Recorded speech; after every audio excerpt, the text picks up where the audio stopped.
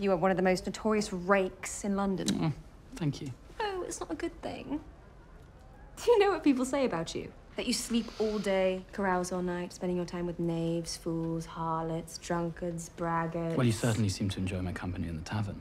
And besides, at least I have friends. And yet you still married me, a complete stranger. I had my reasons. Oh, how terribly cryptic. My, what a fascinating enigma you are. What were your reasons? Money.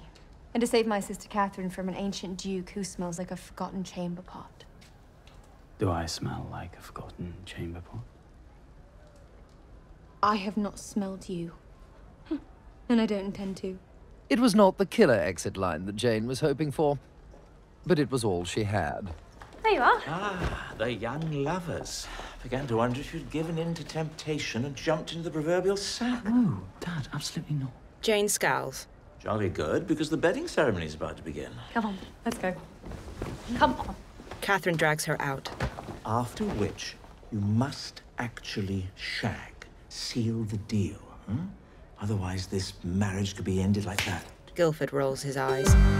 In a bedchamber, guests and clergymen gather round a four-poster bed. Jane stares at it with a stricken expression. Dad, really? This way? Come on. Francis directs Catherine and some maids to undress Jane. Well, this is quite the turnaround, isn't it? Eh? Goodness. Jane, I know we haven't discussed what happens between a man and a woman, but if you're anything like me, I think you'll take to it like a duck to water. Please, do not demean us both with a speech about the marital bed. Right, get it off. Come on. Remember, there's a deal to be sealed. Fun is fun, but work is work. Get the job done. Now, Jane, darling, mouth closed, legs open. You're killing me. Now, that is a shoulder. Time ticks by, we all get older. Please, Dad. I spy a maiden's shoulder. Tell you what, chaps, they do rather fancy mummykins. I've got a few tips. Hold anything firm, firmly, and anything soft, softly. Apparently it really hurts. Shh, don't listen to her. Francis and Dudley spin Jane and Guildford around. They lock eyes across the bed. Their parents push them forward. Stan slaps Guildford's behind. Two servants pull a white sheet over them. Lying on their sides, Jane and Guildford stare at each other under the covers. Why aren't they leaving? They need to see our legs to prove consummation. They'll leave if we fought against each other. Our feet, I mean. Guildford kicks the sheet up, revealing their ankles rubbing together. The clergymen nod approvingly as the crowd cheers. Stan throws his arms up in triumph. Everyone files out as Jane and Guildford continue to rub their exposed feet and legs together. Under the covers, Jane regards Guildford with a wide-eyed stare. Now what? Just wait. As the servants shut the doors, Guildford sits up and pulls back the sheet.